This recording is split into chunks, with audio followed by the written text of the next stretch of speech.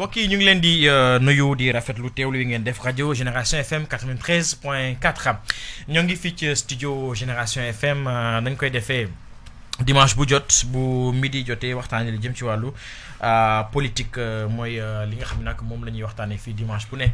na ngeen ko xamee nag dañ fi invité ay acteurs yi nga xam ne ñooy bokk ci kujje gi wala ñeneen ñi nga xam ne ñooy bokk ci lii di donc pouvoir bi ak opposition mais tamit sax léeg-léeg sax ñu woo fi ay acteurs de la société civile donc dimanche midi bu jotee donc ñu continuer li nga xam ne moo di suñuy débat xam ngeen nag dafay gën a xëy na métti ndaxte ñu ngi jublu ci élection locale yi nga xam ne nag moo war a beesalaat li nga xam ne nag moo di ñi ñu yilif ci wàllu collectivité territoriale yi mooy maanaam gox-goxaat yi bu ko defee nag tey ma leen di nuyu di leen ziar di rafetlu teewlu yi ngeen def rajo Génération FM tey nag ñu am jot fii woo waa APR kii di Mamadou Ba donc bokk ci APR bokk ci staff donc ministre Aminata Angélique Manga nan laa lay woowee sax directeur de cabinet politique wala.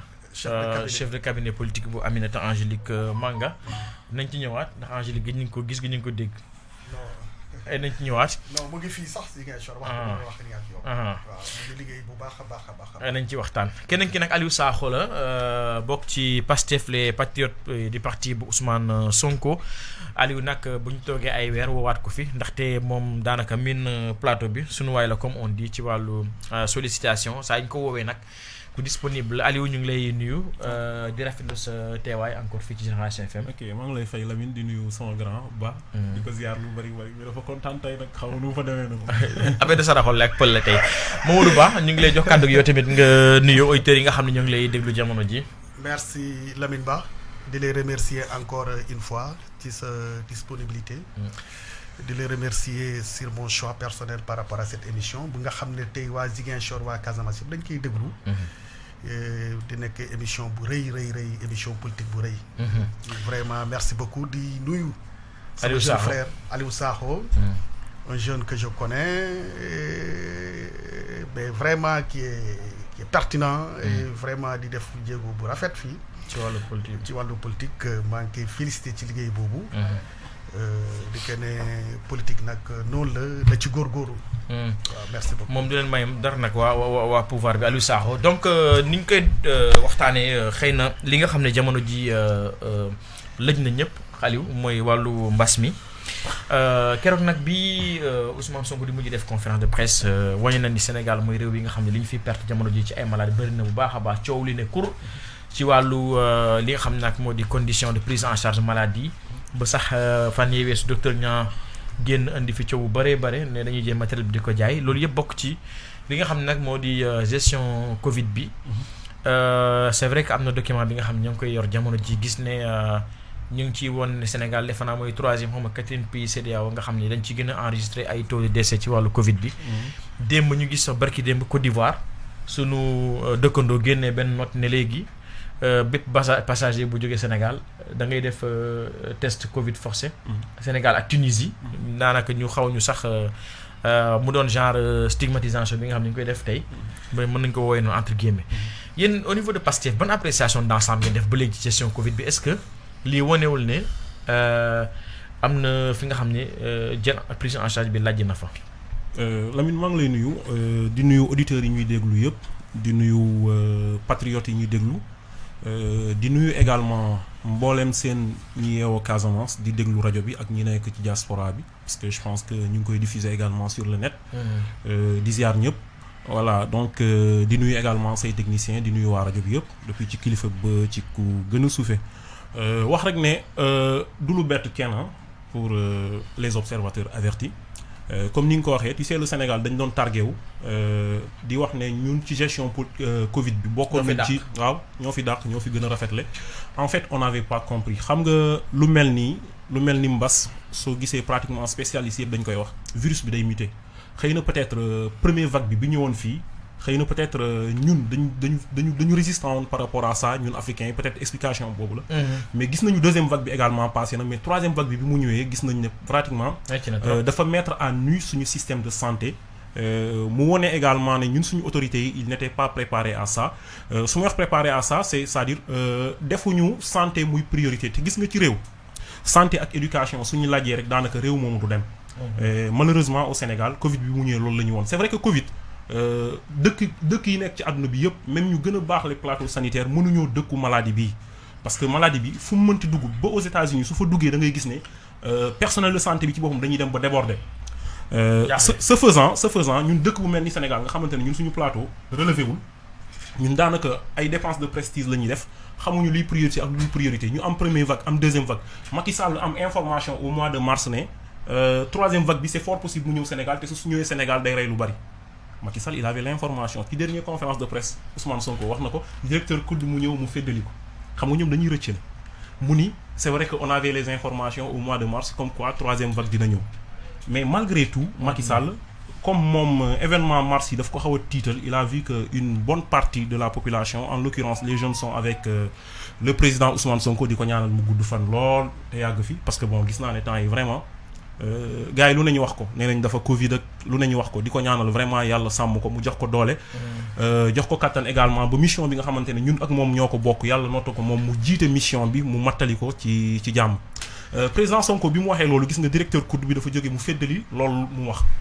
Macky qu'est-ce qu'il a fait comme tiit na ci yooyu ñu ngi jëm ci ay élections mu natt popularité am xam ne fu mu toll nii suñu demee ci élection dina laaj yi metti mu ne naa def tournée mu tuddee ko politique wër Sénégal bi yëpp notamment au nord xoolal bi première vague bi ñëwee Fouta bokkoon na ci ñu gën a tuutile ay cas mais Fouta fu mu toll nii pratiquement bokk nañ ci ñu gën a rëyle ñu ëpp effectif ci wàllu décès ak ci wàllu contamination lu ko waral du leneen lu dul Macky moom dafa jël gaa mi mu ni tournée économique la def mais tournée bi ñaari résultat la ci am yu bon benn bi ay sénégalais yi ñuy dóor mu recruter ay nervis yi ñuy dóor sénégalais yi ñaar dafa weesaare virus bi Macky moom moo tas virus non troisième vague moom dañ ko war a tuddee vague Macky Sall moom troisième vague bi li fu am lu ne moom moo ko def moom Macky Sall parce que man je ne peux pas comprendre le premier des Sénégalais le plus informé des Sénégalais nga am information comme quoi am na benn troisième vague buy guette Sénégal tu prends la peine de mobiliser tout un monde nga jël Dakar ay nit di leen fay di leen solloo t-shirt yóbbu leen Fouta ku ne Fouta tampi nga dóor ko alors que c'est pas Fouta qui est tampi Sénégal yëpp moo tampi mu xam ko ñun ñu xam ko mais malgré ça mu jël ci tournée bi mu weesaaree virus bi ba mu doy mu ñëw toog moo tax moom tey soo xoolee amatul sañ-sañ génn ne sénégalais dam leen di tëj ñemewu boobu moom dakaa ñemewu mais amul également sañ-sañu génn ne sénégalais man maa def lii man maa waral lii léegi li ma bëgg mooy na ngeen sàmmante ak gestes barrières yi defu ko beaucoup mel ni président Ousmane Sonko heureusement bi ñu amee moom moo génn wax loolu Sonko moom mooy génn xoolal gaa yi naan lii li Macky Sall waroon wax loolu Ousmane mais moom la Sonko di def en fait il gouverne et puis c'est normal parce que porteur de voix la parce que Sonko nga mu neex la mu bañ la fu mu toll nii sa voix dafay def écho dans toute l'Afrique pour ne pas dire dans le monde donc leadership am bokkul ak bosi waajooju di wër noonu vraiment loolu la rek. Sakho d'accord nañu ñëwaat Aliou Sakho responsable Mamadou Ba ci gàttal looy tontu ci kàddu yi Aliou Sakho yëkkati ne da ngeen laaj ci yor li nu jàppale Sénégalais ñu mën a faju li bakkan di rot jamono ji ci wàllu feebar bi bëri na coow li jóg gars yi da ngeen jël matériel bi di ko dajji di ko jaay ay yoo xam ne daal doo comprendre yéen majorité ba est-ce que loolu na ngeen di réer lan mooy seen réaction. merci Lamine ci invitation bi. di nuyu personnel bu Génération FM yëpp. di leen di gërëm di leen di sant ci liggéey bu nga xam ne moom ngeen nekk ci biir Ziguinchor. ak Casamance. donc par rapport à votre question bu am solo parce que tey. loolu moo lëmbee àdduna. mooy Covid. Lamine lu ma bëgg a yëgal Aliou ci wàllu santé tey lu ma bëgg a yëgal Aliou ci wàllu santé Sénégal tey ci sous-région bi. fait partie des meilleurs pays yu nga xam ne tey gars yi yëpp dañuy jógee ci yeneen dëkk yi sous-région bi di ñëw di faju fii Sénégal boobu ñëpp xam nañ ko boo jëlee Ziguinchor waa Guinée-Bissau yëpp ak Gambie ñu ngi fii di ñëw si hôpital Ziguinchor yi boo jëlee Dakar Nord waa Mauritanie waa Mali ñoom ñëpp ñu ngi ñëw Sénégal di faju donc tey Sénégal ci wàllu médecine référence la au niveau de l'Afrique loolu moo wane woon sax ci première mbas mi ci première vague bi Sénégal am defoon ci ay jéegu rafet yu métti même monde bi yëpp reconnaître ko si liggéey bu ñu doon def noonu mais il faut comprendre que aussi le Sénégal tey leadership la ëpp aérien la ëpp portière la ci Afrique tey ñëpp fii la ñuy jaar Sénégal pour mën a dugg Afrique cela va sans dire que loolu ay delta yeneen variantes yi dañuy dugg Sénégal te lëmbee ko parce que le Sénégal tey porte la au niveau de l'Afrique et même du monde ñëpp dañuy ñëw Sénégal di liggéey leadership la ci wàllu domaine bu nekk. donc tey loolu bu demee tey ba ñu yegg ci tey ci situation bi il faut reconnaître aussi quelque part la population dañu foogoon ne ñoom ñoo daaneel vague bi. c'est vrai que tey boo xoolee depuis le début le ministère de la communication mu ngi toujours ci communication di rappeler nit ñi. ministère de la santé. sur ministère de la santé toujours mu ngi rappeler population bi sur les. gestes barrières. sur les gestes barrières raxas sa loxo ba ñu nuyoo max.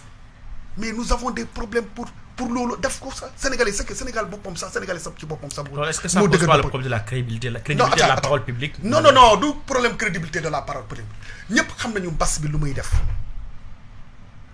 dimbale borom dimbale sa bopp yow yaa ci njëkk dox ñëpp xam nañu lii dee reyaate mais sénégalais boppam sax moo dëgër bopp moo difficile jàppale parce que koo ne booy max.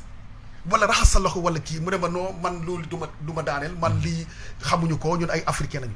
c'est difficile. lu tax gars yi nangu ñu déglu message autorité yi. donc xaaral dem ciy ñëw rek. mu fekk nag mu amoon ay situations yu compliquées parce que boo xoolee ñun Sénégal. leadership ak démocratie dafa am doole.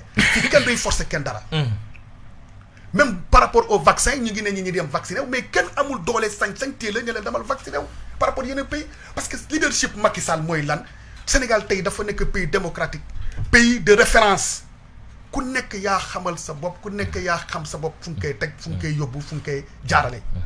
loolu moo am en Europe moo am en France moo am en Amérique. est-ce que amoo leen possibilité am approche incitative nga xam ne gars yi ñoom ñu jëlal seen bopp initiative dem vacciner parce que loolu yéen a koy wone. xaaral ci loolu tey ci communication bu nga xam ne ak plan de communication bu nga xam ne ministère bi daf ko tëral tey je vous dis que tey y a un up au niveau des centres de santé pour jël vaccination. parce que les rush bu nga xam ne tey dafa am doole. vaccin bi daa manqué sax. non manqué wul mu ngi ci. parce que oui? dem nga mu ngi ci ba léegi ku fa dem nga boo demee ñu vacciner la. Johnson bi tey rush dafa am ci centre de santé pour jël ay vaccin mais gars yi ñu ngi koy jël. di doole mais malgré lu nga jëlee vaccin mais vaccin bi ça veut dire que da lay wàññi sa doole seulement nga bañ a nekk ci ay situation difficile situation de coma. bu la affaire bi jàppee. waaw bu la affaire bi jàppee. mais ñu nga xam ne dañuy jël vaccin bi sax daf leen di jàpp même en Europe en Chine fu nekk Amérique daf leen di jàpp. waaw très bien donc c'est pour vous dire que lii du vaccin bi moo am solo. lii communication ci wàllu geste barrière yi. comme ni ko nguur bi waxee nañu wàññi rassemblement. léegi moo mu nekk ni Sénégalais pour terminer attends pour daaneel. il faut que aussi opposition aussi nañu nekk na qu'on soit sérieux ñu ngi ne fii Macky Sall moo andi mbas. non c'est Macky. non c'est une déclaration extrêmement dangereuse xam nga lu tax ma wax ko c'est extrêmement dangereux Macky bu mu doon def tournée am def ko Dakar def ko Thiès Macky dafa jógee fii ñëw dem Kaffrine dem ba Tamba dem ba Koungheul jógee fii dem Fouta mais jusqu'au moment où je vous parle variant bi delta bi mais def infime taux de propagation la am Fouta infime taux de propagation la am côté Kaffrine dem ba Tamba il faut qu'on ait sérieux moom Ousmane Sonko depuis problème mars bi ba mu amee ba léegi Ousmane Sonko toogul biir Dakar la nekk di lambari di dem fu nekk ak jeunesse bi tey boo gisee problème bi tey gën a am doole Dakar c'est le premier responsable c'est Ousmane Sonko. Ah, comment ça? parce que moo nekkoon di mobiliser la jeunesse les étudiants et les jeunes ak seen M2D bi di jéem a xokatal nguur bi ñoo nekk di rassembler jeunes yi tey ces jeunes là boo leen xoolee dañuy dox sans masque sans mesure barrière. Ils sont les premiers vecteurs à Dakar les jeunes de Ousmane Sonko parce que ñoom ñoo nekk ci biir Dakar di dox di sensibiliser ak ay sono il faut pas voir que même les préfets et les sous-préfets ont pris certaines décisions pour interdire les caravanes du PASTEF au niveau de Dakar ils sont les premiers vecteurs ñoom kii bi dafa ne tër rek ñu ne Macky Sall doxul Dakar doxul Thiès à l'extérieur de Dakar et de Thiès la doon def sa politique sa politique économique. Aliou. Voilà. Donc mais il faut que les gens soient sérieux quand même. Aliou Sow. Voilà, je pense. gars yi nanguñu ne Macky moo joxe vague bi de. sama grand bi mu ngi emballé wu mais je pense que il faut mu xam benn affaire Macky bi muy def tournée bi au Fouta Macky Fouta amatu fa dara. Macky bi muy def tournée bi Fouta yow gis nga ko man gis naa ko y a des gens qui sont partis tout simplement parce que dañ leen fay. n'est-ce pas. waaw man gis naa ko yow nga gis ko. gis naa benn waay même à Thiès bi gën a jege Dakar waa ji nee na chauffeur la. ñu ni ko mais looy ut fii mu ne ma non en fait dañ ma fay ñu laaj ko ñaata mu ni bon entre 10 000 ba 15 000 ans loolu la wax waa ji. nee na ko entre 10 000 ba 15 000 waa ji mu ne ko mais yow.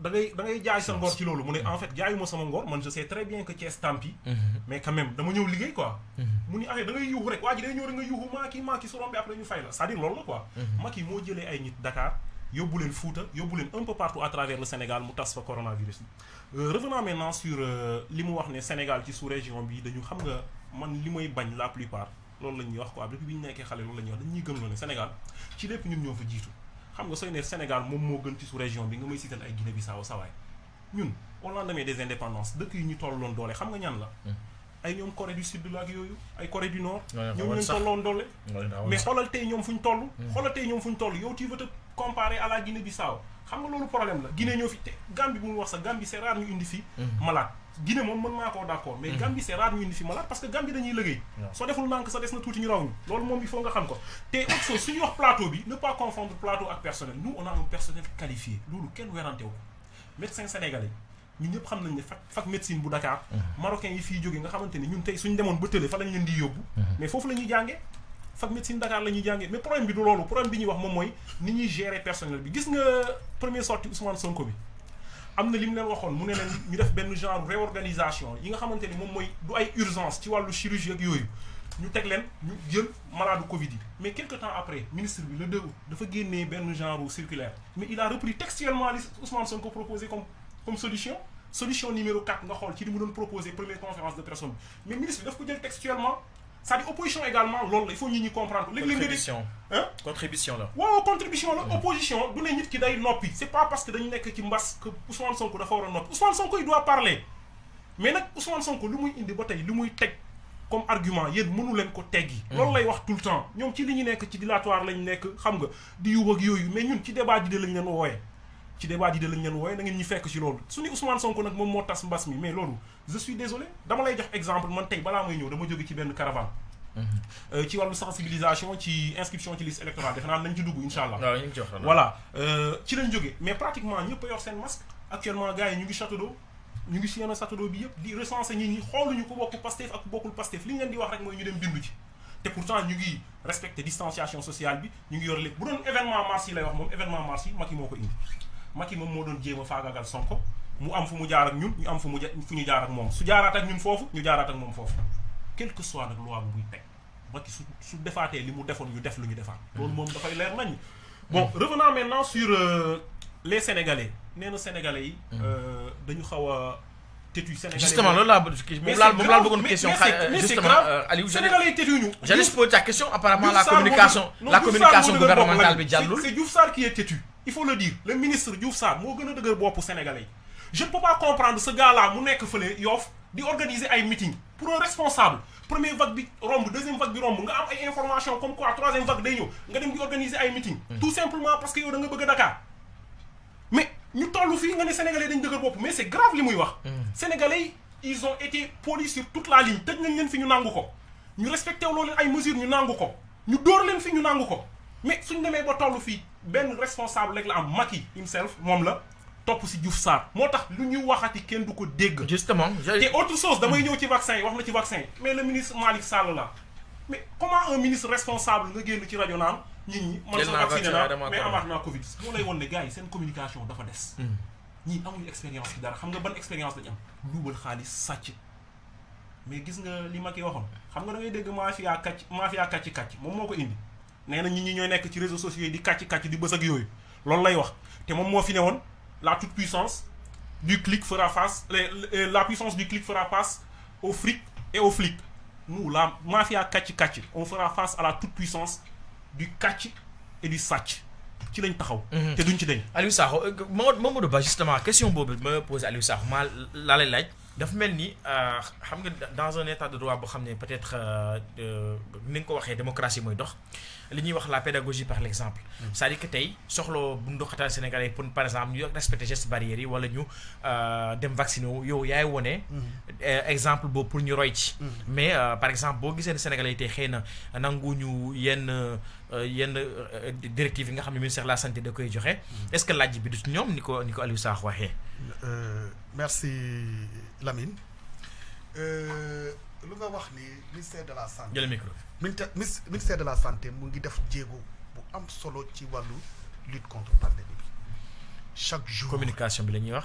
loolu laa lay wax ni mu ngi def jéego bu am solo ci wàllu communication ci wàllu faj mi ci wàllu jumtukaay bi ci wàllu assistance bi ministère de la santé mu ngi koy def ak l'état du Sénégal mu ngi koy def côté boobu yëpp gis nga keroog temps yële weer yële dimbal bu état du Sénégal def ci couche yëpp c'est la même chose que le ministère de la santé nekk di def ci wàllu lépp ce qu'il faut comprendre le PASTEF tey était devenu avec leurs leaders Ousmane Sonko qui sont devenus extrêmement dangereux ils sont forts en manipulation gis nga en 2 semaines Ousmane Sonko dafa def 2 sorties vite bu amul sens man dama foogoon sax bu sortie bu deuxième bi sax dafa bëggoon rectifier mais malheureusement il s'est enfoncé encore derrière en invitant les jeunes d'aller bloquer les inscriptions moom mu ngi wax ñoom ñu ngi sensibiliser gars yi di dem inscrire alors que ñoom seen leader mu ne gars yi seen nañu dem bloquer centre d'inscription yi xoolal paradoxe boobu ça veut dire que ils sont dangereux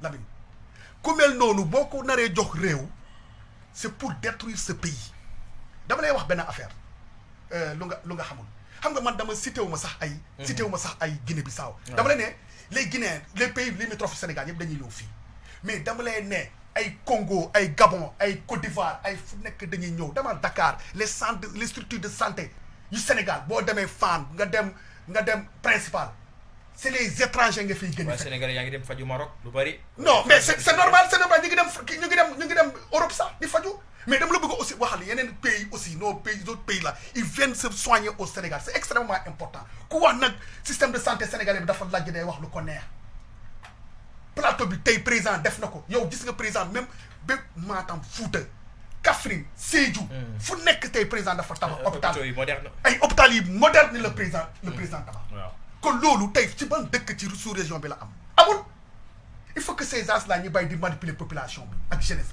bi et aujourd'hui la jeunesse a compris le PASTEF xam nañu ñii c'est des manipulateurs c'est des trompeurs comme leur leader lu ñuy wax amul moom proposition yu mu def noonu proposition yu nga xam ne yow ministère de la santé depuis le début de la pandémie ba tey ci proposition distanciation sociale bu sol leen masque def leen mais moom li mu wax ni sax c'est dafa gën a pire président Sonko dafa def déclaration quel solatul masque pour les gens l'ont désavoué c'est pour vous dire que les gens l'ont désavoué ñi léegi gëmatuñu ko dama lay wax rek lu ma lay wax nii pour saboter ko sax da ngay gis ñeneen dañuy sol ay masque muur seen bopp yi yëpp pour saboter Ousmane Sonko c'est pour te dire que ñi gëmatuñu ko léegi pour ne la pour ne la lu mu jógee wax ni léegi ci affaire sàcc xam nga il faut qu'on soit sérieux dans ce pays là dégg nga ñi président Macky Sall honnêtement man je peux dire que c'est le meilleur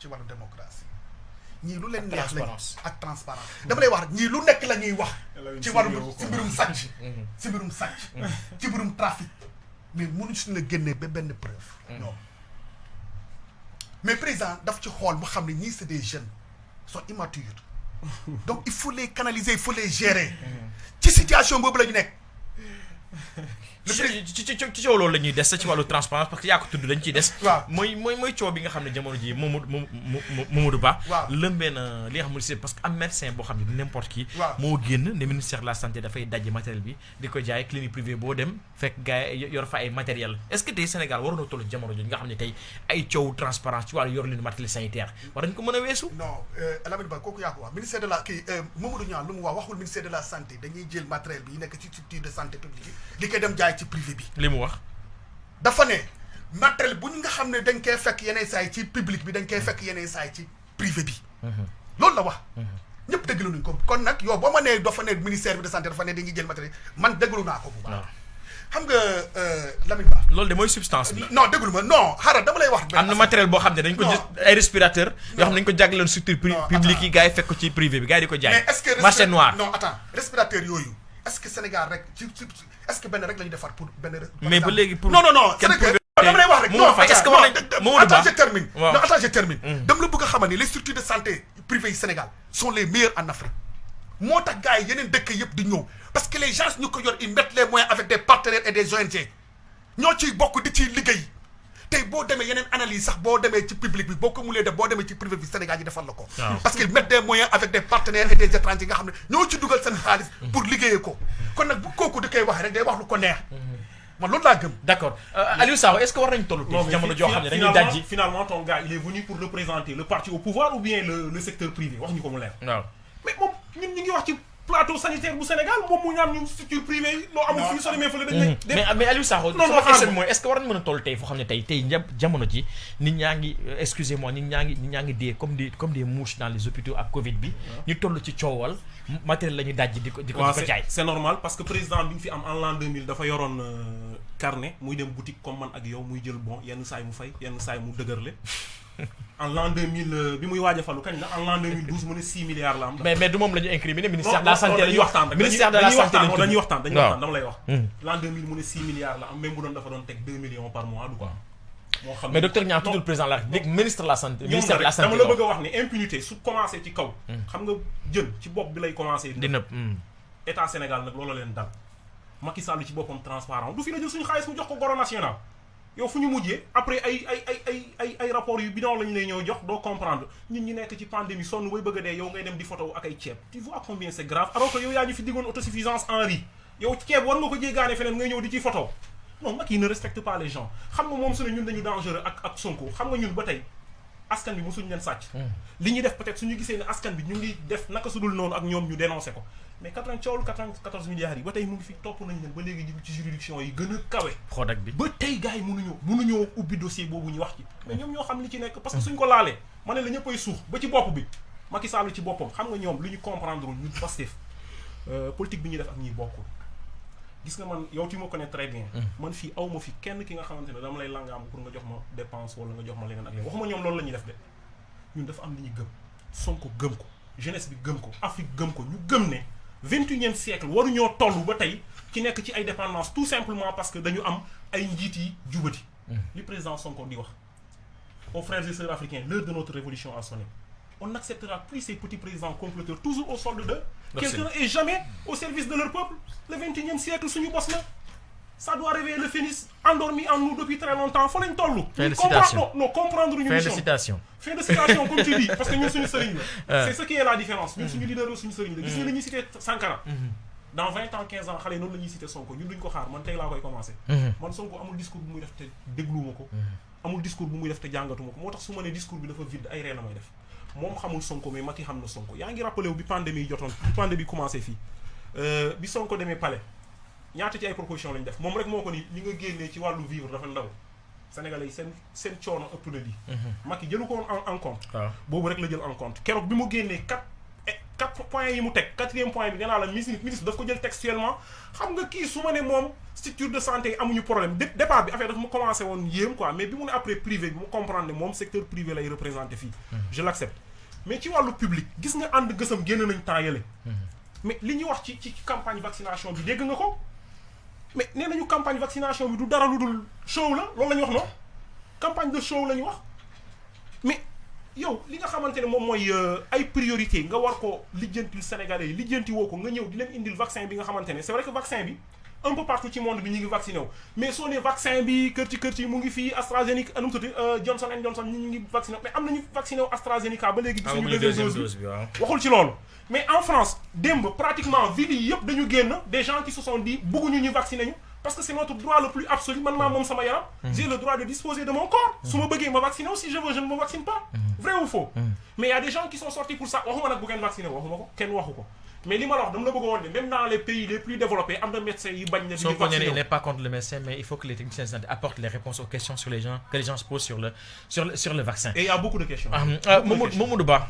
mën nga rek wax ci masque pour ñu dégg la ci li may wax mooy am na li Sonko waxoon keroog xëy na ba léegi tontu lañ nee ne tey vous n'êtes plus légitime à donner des leçons aux Sénégalais parce que tey boo gisee ba léegi affaire baa ngi takarnaase on a 10 15 20 quelquefois 30 morts par jour affaire bi Covid bi jamono ji mu toll foo xam ne affaire bu doy waar président de la République discours bu grave dégguñ ko ci amul ñu ngi doon tout le temps les couvre-feu dégguñ ko état d'urgence amatul mesure bu ñu jëloon par rapport au première vague bi est-ce que loolu dafay wane ne effectivement da ngeen am faiblesse tey ci kanam Sénégalais pour wax ak ñoom ba tax ne ngeen ne léegi on laisse dérouler on vit avec le virus seetaan Sénégalais ak virus bi. ndax dégguñ benn mesure. waaw à part prise en charge médicale bi. waaw non si am na ay mesures. yan la.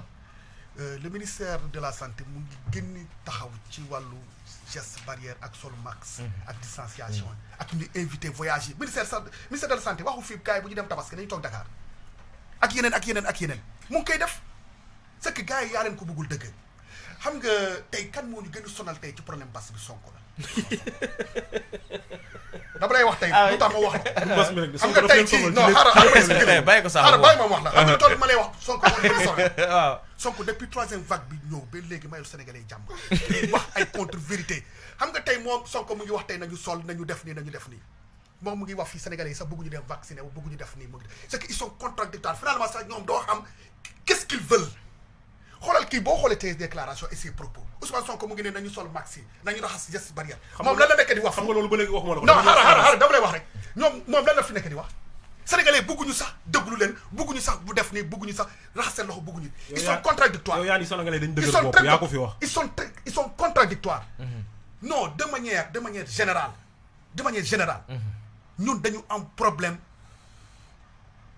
mbirum max ak geste barrière ça moom fu ma neex dama koy wax parce que xam nga lu tax réew boo koy jiitee aussi man loolu chaque fois laay blâmer sama président rigueur président Macky Sall dafa nooy mais dëkk dafa war a ànd ak rigueur xam nga c'est vrai même bu fekkee police bi sax dañuy war a jóg xool ku solul max ñu soloo la max boo am les max ñu jox la max dañu war a def le paquet sur les max le président xam na ko mu ngi koy def même la police l'a dit la fois passée bu ñu foogee nag ñoom ñoo nekk di teg ni Sénégalais di sol max dañuy nax seen bopp quand Ousmane Sonko a fait son dernier discours non honnêtement les gens ont désavoué doo gis ni mais tay quand le ministère de la santé bu mu jógee si dernière avant-hier si seen communication ci wàllu geste barrière sol max mais nit ñi dañ ko déglu par rapport maintenant au leadership du président Macky Sall xam nga loolu c'est un faux débat quelqu'un qui a été élu à 58% deful sax 2 ans et demi nga ne kooku dafa manque leadership c'est manque du respect au Sénégalais Lamine Ba sincèrement des fois je me demande même la communication de Ousmane Sonko fan la koy tirer ñan ñoo koy jox ay textes yu muy lire wala yu muy wax parce que xam nga réew kenn du ko jiite ci tàppale wala ci mafia loolu moom moo ko moom non si non du moom moo ko moom parce que moom loolu lay def parce que xam nga lu tax quelqu'un qui a été élu à 58% du Sénégal nga ne ñoom tey amatul légitimité amatul mun a wax dara sénégalais déglu ko c'est grave c'est de la manipulation pure et dure tey foo dem sénégalais ñu ngi wax Macky Sall yow gis nga say tournée tey population bu ko nekkoon di topp fu nekk pour cortège bi jàll sa problème la ñoom lu ñuy def dañuy ñëw andi ay boy monter leen c'est grave ce qu'ils font ces enfants ils sont dangereux ils prennent des jeunes ñi leen di monter ñi leen di président bu ñëwee di wax leen que oh Sonko mais c'est pas sérieux président Sonko bu fiy dox buy gën kenn du ko intercepter kenn du ko bloquer kenn du ko def dara pourquoi quand le président Macky Sall di gën a ñoom ñuy monter ay jeunes ak ay xale et c'est le plus dangereux encore ay xale sax la ñuy jël jox leen ay pancarte pour saboter la manifestation du président Sonko est-ce que ça c'est sérieux dans un pays démocratique ñoom ils disent qu'ils sont dans un pays démocratique kon Ousmane Sonko bu fi nekkee président nga xam ne kenn du fi marche kenn du fi wone opposition day dal sa kaw parce que day plus dangereux que Macky parce que moom déjà en tant que opposition quand le président bouge ils prennent des jeunes ils les montent ñi yor ay pancartes pour saboter la tournée du président moom bu nekkee président ça sera plus pur encore que le président Macky Sall. Oui. Aliou je pense que yooyu ay diffamation la koy fondé donc amul benn preuve bu mën a teg ci table bi. non si gis nañ ko ay xale gis naa ko Koumpentoum bu muy dem Tamba ay jeunes la ay xale ñoo jël ay pancarte di saboter président Macky Sall defal nang xam nga yow sa biir wax da nga ni Macky Sall su génnee xale yi dañuy yuux dañ koy non yan yaa leen di monter ay xale pour ñëw yor ay pancarte waaw ba léegi Sonko waaw may ma rek ma daal ay xale ñooy génn moo xam nañ leen monter ou pas ay xale ñooy génn mais yow nga ni Sonko su génnee kenn du ko yuuxu xam nga loolu wax bi leer na mooy votre gars là il est impopulaire bi mu demee Fouta moom moo ne woon Fouta titre foncier la mësul jàpp ne dana dem Fouta ay mbokkam génn ñu naan Fouta tampi pire encore man am na benn affaire moo gis boobu moo gisee dama ni non waa Fouta waruñu def lii quoi naan Macky à la baba déggoo bu doon da ngay suivre réseaux sociaux yi Lamine yow déggoo. non man de dégguma ko. Lamine kii kenn man dégg naa ko su ko neexee après mu tapé dina ko gis. dafa yomb. pour te dire que ay mbokkam la dem te sànq yaa ngi naan Fouta rek la dem mais pratiquement ay Kaolack ay Kaffrine yëpp laal na leen te gis nga ne ñoom li ñu am ci taux bii yoon amuñu ko woon te autre chose yow soo ni sénégalais yi c'est parce que dañu am plateau bu baax yow Sénégal su amul plateau bu baax dinañu am syndicat intersyndicalu santé mu tudd ànd gësëm xam nga luy gësëm ànd gësëm cela veut dire que ñoom li ñuy liggéey mu porter ses fruits. non Aliou Sall non di nga ma may ma daaneel laajal Lamine man maa la dax jaxase débat bàyyi rek ñu dem nii mu nice ba ci fin bi non ñu dem ba cëppaandaw la nañu continuer rek mais boobu débat boobu waaw non bàyyi rek ñu dem confrontation boobu non bul jaxase exemple boobu moom d'accord non garaaw bul jaxase gësëm parce que dañu bëgg loolu gësëm mais c'est parce que dañuy gësëm c'est pour te montrer que santé bi doxul c'est bon ok yow yaa ne santé lépp moo ji ba pare ñoom ñu ne la ànd gësëm nga ne bu ñu gësëm dañuy gësëm par la force dañuy gësëm c'est contradictoire ak yow li ngay wax Mballo Dia Thiam waxu ko donc sur ce point là dama bëgg nga tegee ko boor te autre chose yow sooy wax wàllu santé est-ce que xam nga ne dans le Nord Sindian am na ñi nga xamante ne suñu feebaree pour ñu génn dem Gambie moo gën a yomb si ñoom xam nga loolu xam nga ne ñu bari ci ñoom Gambie la ñuy fajoo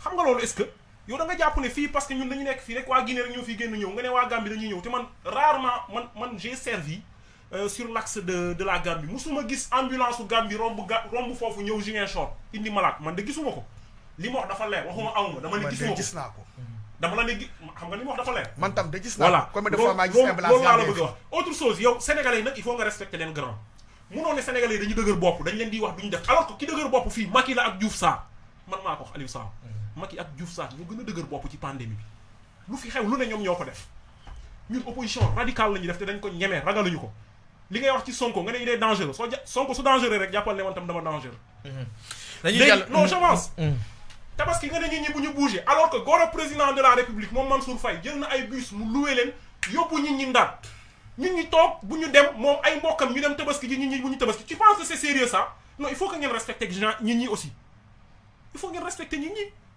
nos gouvernants ñoom fan la ñu jullee Dakar la ñu jullee ñu tasaaru ñoom yëpp dem un peu partout à travers le Sénégal ngeen ne ñu dañuy dem par la force. léegi ñu jàll ci beneen pàcc bi waxtaanee lu jëm ci wàllu politique mooy xew-xew bi mooy ouverture officielle révision liste électorale yi coow li bëri na ci torop ñi naan boo gisee tey ñu laaj carte d'identité primo votant yi dafa am benn nu ñu tudd benn classe électorale bi nga xam ne ñu ko bëgg a écarter ci processus bi Mamadou Ba. Lamine Ba. la ngeen laaj primo votant yi carte d'identité. je pense te toll nañ fi ñaata weer kenn deful révision carte d'identité kenn déposé carte d'identité. waaw je pense que loolu processus bu nga xam ne bu am solo tey. ci wàllu démocratie bu Sénégal. boo xoolee après élection 2019 bi le président malgré sa victoire écrasante sur l'opposition quand même dafa dajale ñëpp pour ñu dialoguer. ci wàllu politique ci wàllu économie. ci wàllu social. ñu def benn dialogue pour xool revue des de la kii comment je peux dire que def dialogue pour xool la situation économique politique et sociale bu Sénégal yépp pour ñu xool ay jàmbat ay faiblesses ak nos forces. pour ñu am benn consensus commun. ci dialogue bi a été décidé que cette fois-ci avec les techniciens du ministère de l'Intérieur ñu nga xam ne en charge de la question des cartes d'identité ñu xamal leen ren pour ñu mun a gaaw ci liste électorale pour ñu mun a gaaw ci inscription yi il faut ñu pousse yeneen jeunes parce que xam nga tey boo demee par exemple comme Ziguinchor fii préfecture boo bëgg a yóbbu primo votant yi nga bëgg a yóbbu ñuy changer seen kii bi seen lieu de vote yëpp dafay andi benn boom bu nga xam ne désordre dafay nekk mu ne comme léegi tey jeunesse bi tey ñu ngi taxaw ñooñu nañu dem uti carte d'identité parce que le ministère de l'Intérieur ñu nga xam ne en charge des cartes le DAGE ils ont dit que ñoom ils peuvent tirer plus de 10 000 cartes d'identité par jour kon nag bu xalee dem bindu fële jël uti carte d'identité commissariat en 5 jours il peut recevoir sa carte d'identité mu dem bindu ji ou bien bu fekkee amu ko mu jël récépissé plus résidence plus extrait mu dem bindu ji je pense que ça c'est facile loolu aussi je pense que loolu classe politique bi yëpp moo ko ci d'accord nangu ko loolu waru ci am débat dégg nga léegi ci wàllu bind bi il faut reconnaître tey le président Sonko est en train de saboter le processus de révision des listes électorales parce que tey fu mu jëm ni dafa xam ni techniquement dafa dem jooy mu ne techniquement Macky Sall ma ngi sàcc élection yi mais c'est grave naka la techniquement nga mën a sàcc électoral alors que y a une commission indépendante bu ñëw def révision fichier bi mu gis ni tey Sénégal tey ci wàllu gestion des fichiers amuñu luñ ci lambar wala luñ ciy ceytu lu nga xam ne lu am solo le fichier a été impact très technique te ñu sàmm ko correctement moom tey mu ñëw muy taxaw mu ne te moom d'accord na commission indépendante boobu d'accord na ko pour mu dem saytu fichier électoral kooku tey mooy ñëw taxaw ci peuple sénégalais mu ne si Macky Sall mu ngi sàcc élection yi de manière technique. Comment de manière technique? Xam na ni il a perdu ses élections.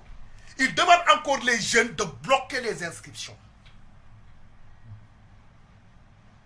Vous pensez que ce gars est sérieux?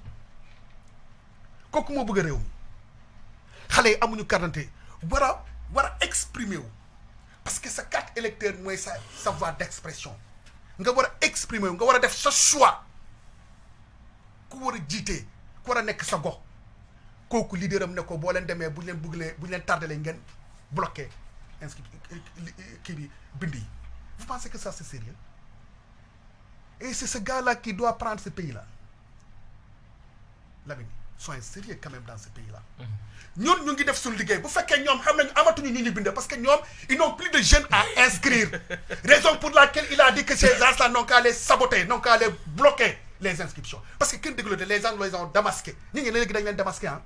Amatuñu ñun chaque jour on amène chaque jour des dizaines de jeunes pour ñu dem bindu ci des jeunes ñun ñoo leen uta ji dem bindu ci.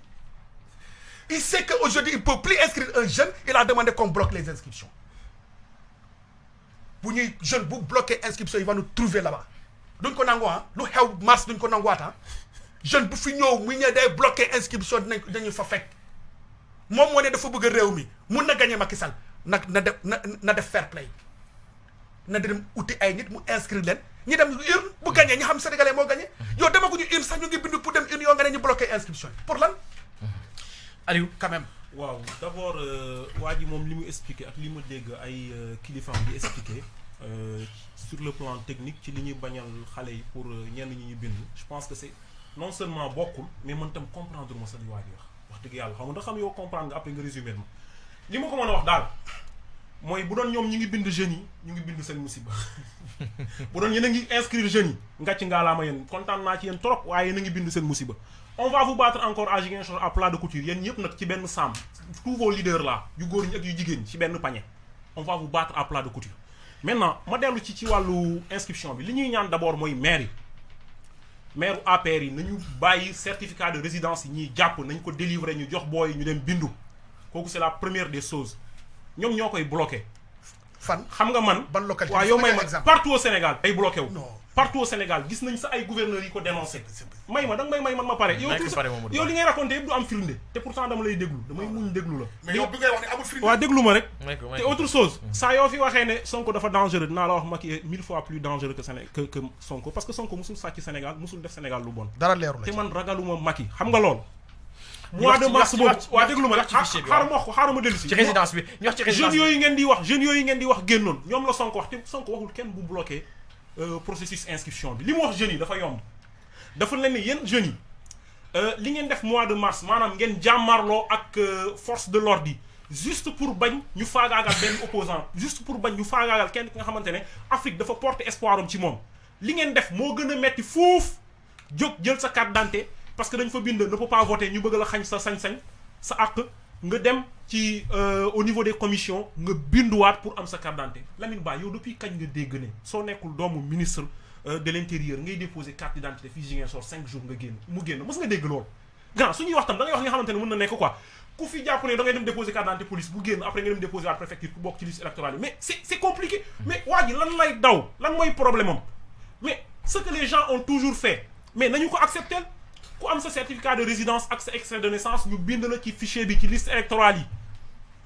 ñu ajouté la ci mais muy indi ay complications comme quoi yow il faut nga am carte d'identité bu ñu bindoon yow tu ne peux pas voter cela veut dire quoi cela veut dire que léegi Sénégal pour nga nekk électeur ñaari étape la il faut d'abord nga am carte d'identité dans un premier temps ñu bind fa ne peut pas voter ensuite carte d'identité boobu mooy ñëw éligible ay tour la quoi deuxième tour bi ngay éligible pour mën a nekk ci fichier bi mais c'est grave c'est-à-dire dara yóbbeewu ko ci lu dul ne moom il a accepté ça ci kii bi non kenn accepté wu ci dialogue bi li ñuy wax yëpp Macky defu ko yoo xam nga ne Macky c'est pas un homme de parole yow yaay Macky c'est pas un homme de parole yoo xaar rek ma pare dialogue politique même suñu fa nekkee Macky li ñu wax yëpp jëfewu ci dara yoo xam nga ne Macky c'est pas un homme de parole Macky si signalé gauche sur les 29 27 derrière lay dem Macky sur les 29 accords. waaye mu am 2 yi nga xam ne. lii mu pour mu kii. lii mu def nii 27 mu d'accord. lii mu def nii kenn waxu ci ak moom. Macky yoo xam nga ne Macky non yooyu yëpp non nañu waaw may ma rek ma daaneel. Macky li muy wax ak li muy def dara nekk bokku ci. li xam na ne jeunes yi dañu nekk ak Ousmane Sonko tey su bàyyee jeunes yooyu ñu inscrire dañ koy écraser mais gis nga mu neex ko mu naqari ko ces jeunes là heureusement que am na ci ñoom ñi yor carte d'identité ñun ñoom lañ nekk di enrôler ba tey jii sax balaa may ñëw pratiquement gis nga sama stylo dama ko fàtte ci yoon bi laa jëndee benn moom la ñu yoroon di enrôler booy di jël seen tour di leen woo ñi dem préfecture di bind yéen nag su ngeen ci taxawee alhamdulilah da nga ñu siy jàppale rek mais yéen a ngi bind seen musiba nag de. mais lan moo leex yéen parti politique ñi ngeen di. waaw yow ñii kenn àndul ak ñoom mois de mars wane na ko Lamine yow jour bu ñu doon libéré Sonko yaa ngi taxaw maa ngi taxaw li nga gis ci mbooloo mës nga ko gis Ziguinchor mës nga ko gis Ziguinchor est-ce que mës nga ko gis li génn ci doomu aadama mu défendre leader mësu fee am waxuma sa leader mësuñu jàpp kenn Sénégal nii mbooloo bi génn ñu libéré te c'est à majorité jeune mais bi muy génn lambar yom bu mu def noonu dans le nord là muy ñibbi ñëw Fuuta ñëw Touba mais jeunes yi dañuy génn ak lu mu guddi jeunes yi dañuy génn lan lañ ko doon wax Sonko léegi fu mu dem fu ne Sonko lañ koy wax c'est-à-dire loolu foog ngeen d'accord ci Sonko yàllaa ko may li mu ko may mu am popularité boobu xëy na moom Macky Sall amu ko xëy na Sonko jaarul fi mu jaar yëpp ay postes ministériels yi di jël xaalis di kii ak yooyu ba mu toll fu mu toll mais ñun jeunes yi ñun ñoo ko porté ñun ñoo ko def suñu xol ñu gëm ko ñu porté combat en fait porté wuñu combat bi dañu bokk combat bi ak moom yàlla nattu ko moom mu jiitu si ñun ñu xam ne leader bu mel nii xëy na Sénégal benn yoon lañ koy am ci décennie bi wala ci siècle bi Cheikh Anta Diop am na li Sonko amoon mais peut-être Cheikh Anta Diop moom amuloon popularité boobu noonu amuloon jeunes yi amuloon réseaux sociaux yi tey Ousmane Sonko mu am ko mais da ngeen di gëm yàlla rek naan moom mooy jaxase réew mi kër ci kër pour ngeen xam popularité Sonko na ngeen jaar fi ngeen jaaroon ñu jaaraat fi ñu jaaroon. très bien ñu waxtaanee beneen ponk bi mooy li jëm ci wàllu waajal léegi élection locale yi fii ci Ziguinchor ñu ñëw si suñu ville bi nan ngeen entrevoir yéen au niveau de la mouvance présidentielle locale yi nan ngeen ko fas yéene approche bi lan la parce que ba léegi c'est confus dans la tête des gens nu mu mel ci passé noonu la mel ci yéen. merci Lamine waaye balaa may très vite waaw ci sa tontu. dama bëgg a xamal ni mon ami et jeune frère Aliou Sakho ce qui s'est passé en mars bu foogee ne problème Sonko la dañuy nax seen bopp. d'ailleurs le 23 d'ailleurs keroog bu ñu doon wootee loi bi la loi sur la procédure pénale sur la manifestation. ñoom woote nañu pour jeunes yi gën a kan ban jeune moo gën kenn gënul. boobu doon Sonko. non si Sonko defoon na déclaration bi à la veille. que gars yi nañu gën. bi nga nekkee parce que xam nga non may ma waay moom moo ne man damay woon kat non xaaral ma expliqué da ngay ñaan sax ma jaxase sa non déglu ma rek non bu jaxase rek bu fekkee tee démocratique. waaw parce que yéen xam naa ni yéen doole rek ngeen di jaay. kon yow démocratique ko. non yéen doole rek ngeen di jaay parce que xam naa ni mën nga ma jaxase fii parce que moom mooy seen liggéey jaxase tas yàq taal. comme ñoom Cissé Lo ak ñoom. voilà très bien dama la bëgg a xamal seen waajur bi sàcc suñu milliards yi bu ko dama la bëgg a xamal ñoom bu ñu foogee ni ce qui s'est passé au mois de mars Sonko la il se trompe. kan la ñoom kan la boo leen foogee ne ñooñu lu gënoon lu xewoon mars. waaw affaire Sonko la il se trompe. ban affaire la parce que xam nga dama lay bëgg a expliquer benn affaire. balaa may ñëw si sax ma ñëw. doo ko ñëw de du affaire Sonko. affaire kan la ko le 23 passé bu ñu doon wax bu ñu doon voté assemblée nationale loi de la procédure pénale sur les manifestations. waaw ñoom M2D ak Sonko nee nañ gars yi nañu gën a manifester loi boobu baaxul. kenn génnul. waaw am na wala amul. am na. am na waaw keroog seen kii bi seen 20 seen kii bu ñu doon célébrer 23 juin bi. waaw mars terrain HLM. terrain HLM. est-ce que xam nga terrain HLM. terrain HLM est-ce que xam nga ko. terrain HLM bu nekk fële. terrain HLM. waaw rond-point baa ne tout sax mu ko gën a yaatu. daa génnoon nañ. non attends non boo mënee ay M2D ay Sonko ñooy génnee ay terrain HLM non c'est ridicule. kooku même yow sax mën nga ko feesal. mais foofu murit yi non dañuy avancé.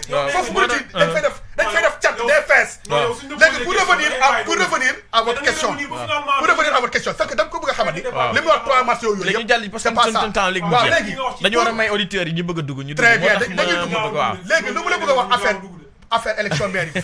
affaire élection maire yi. local c'est très simple. Pastef nee na fi ñu jaaroon présidentiel fa la ñuy jaaraat ak yéen. non man du ma tontu yooyu parce que xam nga yooyu man du ma ko tontu xam nga lu tax. waaw parce que ñoom amuñu benn indicateur bu luy wonee loolu fu ñu jaaroon ak ñun présidentiel foofu la ñuy jaar moo tax ma leen ñoom ci ay manipulation la ñuy nekk amuñu benn indicateur bu. est-ce que yéen waajal ngeen ko. léegi ñun par rapport aux élections locales ñun dañu am kilifa muy président Macky Sall président Macky Sall moo ne nañ ko déglu par rapport aux élections locales tey koo gis mi que ce soit tous les responsables de la coalition présidentielle koo gis mu ngi liggéey ci wàllu boobu pour déglu président bu jotee ñu manko vraiment ñu corriger lu nga xam ne loolu moo fi amoon parce que ñun dañu foogoon ni lii dafa faxastalu Sonko dafa faxastalu présidentielle waaw non moom moo faxastalu c'est pas nous c'est Sonko moo faxastalu élection présidentielle yi kon yéen jàpp ngeen ne local yi am ngeen doole buy tax ngeen faagagal Pastef c'est même pas comparable kii élection locale la élection locale parce que c'est bokkuñu élection présidentielle ak élection locale bokkul parce que les gens peut-être ont compris que peut-être Sonko c'est un fils de la Casamance au dernier moment ba nga xam ne Baldé dafa retiré sa candidature mu desee benn candidature pour la Casamance les gens pensent que dañ koy jàppale c'est normal ñun ta aussi ñu d'accord ci principe yi waaye fu ñuy dem nii élection locale c'est différent vous allez gagner non quand même ñi nekkuñ di inscrire mais est-ce que dem nga préfecture nga xam ñu fa nekk di yóbbu gars yi di inscrire mais yow yéen inscrire kan lan moo la nekk ngeen inscrire non quand même non les jeunes ont compris maintenant les jeunes ont compris ñun fu ñuy jëm rek ndaw yëpp ñu gis suñu ginnaaw dañuy topp ñoom kat nga moo leen topp wax ma ban manifestation lañ fi mën a def wala dara bu nga xam ne dañ fay fekk ay jeunes xam nga lan mooy seen fort wax manipulation ak réseaux sociaux yi di saaga Aliou Sakho gars yi dafa mel ni bëgguñu ngeen bettaat leen de bi nga ko defee présidentielle bi local yi bëgguñu ngeen bettaat leen daa mel ni présidentielle bett dañ leen bett damay bañ yànku ba mu woote waat ne la waajooju moom moo nekk maire bi keneen ne la diw la keneen ne la diw la léegi nag bon je pense que après prochaine fois nga laaj ko ba xam góor la ñuy gis wala jigéen c'est important aussi yéen tamit ba léegi waxoon ñu kan mooy seen candidat de seen mbër ni ko mouvance defee noo ngeen ko defee ñoom quel que soit yéen a ngi camoufler seen aw candidat quel que soit ku muy indi dinañ ko boole ak ñeneen ñi dugal leen ci benn pañe bi li ma la wax du dañ de na ko bind ma bind tey lañ ko wax xam nga nee na ñun kenn àndatul ak ñun waaw dafa yomb xam nga mës naa ko fi wax mës naa fi daj ak benn waay si kenn seen leader yi nee naa ko seen leader yëpp suñ ñëwoon Ziguinchor ñu boole leen ñu dem place Bambaya duñ ko feesal su Macky ñëwul mais Macky su ñëwee tamit il faut mu jël ay cars yu bari il faut mu utiliser beaucoup d'argent pour mën sa feesal nee naa la benn doigt Sonko bu muy yëkkati Ziguinchor xajul ci ñoom mu yëkkati benn baaram nii xajul ci ñoom waaw Sonko léegi même pour mu dem julli jumaa problème la day laqatu toog ci oto bi ba heure bi jot mu wàcc mu kii moom su ma ni jeunes yi gëmatuñ ko man affaire yi ay ree la may def quoi jeunes yi gëmatuñu ko ces jeunes là ñoom ñoo tax yéen tey ngeen retourné xam nga li ñu comprendre Lamine waxuma démocratie mais gis nga respect constitution dafa bokk suñu histoire ñun demal lire ay gars yi mel ni ñu bind par exemple Tarikh El Fetas wala Tarikh El Soudan nga xool ces gens là te diront que depuis le 1er siècle ci suñu empire maam yi waaw les monarchies qui étaient là n'étaient pas des monarchies en quelque sorte c'était pas l'absolutisme royal comme ce fut le cas en Europe mais ay monarchies constitutionnelles lañ fi yoroon ba tax na gis nga roi bi su demoon bu mu nar a salfaañe ay ak yelleef citoyen et c'est tellement vrai que des fois même le premier ministre celui qui fait office de premier ministre dañ koy génne dans des familles d'esclaves et une fois ñu teg ko foofu il n'est plus révocable par le roi par le roi est-ce que tu vois combien ñoom seen institution yi la solidaire au 1er siècle déjà je te dis fait que islam xaajul bay ñëw c'est-à-dire nos parents avaient ça et à chaque fois qu'ils ont démis un roi c'est parce que il s'est porté en porte-à-faux avec l'ordre constitutionnel monarchique dañ koy démettre pas pour ñu remettre en cause la monarchie mais pour remettre en cause sa façon de faire à chaque fois qu'il y a un tyran dañu lay génnee fii ñu indiwaat benn genre vote sur la base des structures matriarcales ñu delloo siwaat roi bi mais toujours monarchie lay doon mais dans le cadre constitutionnel loolu dafa bokk suñu deret moo tax au début soo xoolee su ma fi ñëwoon damay wax waa ji ne benn historien dafa wax benn affaire ma jàpp ko dafay wax ne les révolutions m'ont toujours fasciné parce que ce sont des seuils d'accélération de l'histoire ma ni le mouvement du Pastef révolution la mais bi ma gestoo ba ci biir dama gis ne du révolution soo liree livre Cheikh Anta Diop civilisation l'Afrique noire précoloniale ci chapitre bu mu jagleel wàllu organisation sociétale ci Afrique ci royaume yi da ngay gis loolu mu leer nañu da ngay gis ne ñun sàmmonte ak li nga xamante ne mooy ordre constitutionnel dafa bokk suñu gène bien avant tubaab bi ñi ñuy indi lii ñuy tuddee démocratie comment se fait-il que au 1er siècle nit ñi di respecter l'ordre constitutionnel ñu ñëw au 21e siècle un gars se lève muy jël suñu constitution bi di ko salfaañe di ko tourner di tere ay xale ñu voter tout simplement parce que moom dafa bëgg a faluwaat xam nga li muy wane rek mooy waa ji 3e mandat mu ngi ci boppam bi ba léegi coow 3e mandat bi ñuy wax noonu mu ngi ci boppam du barki dem boo jaale njaay la jël ay nitam ñu mel ni ñoom Badio Camara mu teg leen ci conseil constitutionnel bi c'est juste pour ñu valider candidature am suñu valider candidature am mu ñëwaat def naka sulul noonu mu ngi wax victoire technique mais sàcc technique ëppul nga jël ay jeunes yi nga xamante ne mais ku am 18 ans constitution bi ne ku am 18 ans am nga droit voter mais pourquoi ngeen bëgg a tànnal ñi ñuy wote ak ñi dul wote lan mooy loolu mais c'est grave. te kenn defu ko ku dul Macky Sall xam nga bi muy expliqué moo tax sànq dama ko yërëm quoi. bi muy expliqué dama ko yërëm parce que moom li mu wax ak man li may dégg kilifa yi di wax bokkul. c'est diamétralement opposé léegi nag comme ñoom wóolu nañ seen bopp je pense que dem ci làmb ji di bàkku jóge ci làmb ji di bàkku moo gën. dañuy continuer ba léegi ci affaire approche locale mais Alpha Omar Ba su ñu amee appel 77 439 21 20. donc c'est un dañuy peu ça jël am na appel allo. allo allo. oui allo. oui allo kooku. dama bëgg participer ci émission. acca yëkkatil baat bi tuuti ñu ngi lay dégg. waaw dama ne bon maa ngi jaajëfal débatteur yi waaw. di jaajëfal tamit journaliste animateur bi. mais en fait man dama bëggoon a commencer d'abord par dire au débatteur s'il vous plaît boo leen di débattre dans une radio. c'est important tamit lu mu wax mu déggu quoi. que nit su lay déglu tamit mu d'accord ak yow. effectivement. par exemple le gars qui défend Macky Sall là. dégg naa ko muy glorifié sur le plateau technique de plateau technique hôpital Ziguinchor. waaw. dama ko bëgg a ne man sànq ni laa nekkoon di déglu RFM. je sais que du yow yaay correspondant RFM. waaw man la waaw mais yow da nga def benn reportage démb dégg nga le médecin chef de la région lu mu wax. waaw mu noppi ci quoi. que Ziguinchor amul chimiothérapie. waaw loolu RFM la waaw. dégg nga loolu. waaw man maa ko yónnee waaw. dégg nga directeur hôpital de la Paix lu mu wax. mu ni waaw. donc c'est tout à fait en porte-à-faux avec ce que le gars de APR a dit. waaw. d'accord. waaw d'accord naa waaw. ah il fallait le rectifier waroo ko bàyyi mu continuer noonu. xam nga parce que mu nga def reportage il fallait le rectifier waroo ko bàyyi lu mu wax donc c'est tout à fait faux. avec ce que dit les concernés même de l'affaire. donc il faut que ngeen wax lu nga xamante ne dégg la quoi nit ñi di leen déglu. parce que bu leen politique. boobu nga xamante ne soo demee ci télé bugg a wax pour satisfaire tes autorités de la partie ou comme ça. d'accord. donc il faut ngeen wax dëgg deuxième des choses il faut tamit ngeen moom attaque personnelle lay def c'est Sonko Macky il faut ngeen joxe seen idée des fois yow soo ñëwee débat da nga war a joxe sa idée nga bàyyi Sonko à part nga bàyyi Macky à part. lu ma bëggoon daaneel mooy. mu ne instant ministère yi jël na ay mesures par rapport à troisième vague ministère bi nee na ñu bañ a dem tabaski dama ko bëgg a rappeler ni que man étudiant la université Assane Seck fii. te durant avant tabaski quelques jours avant.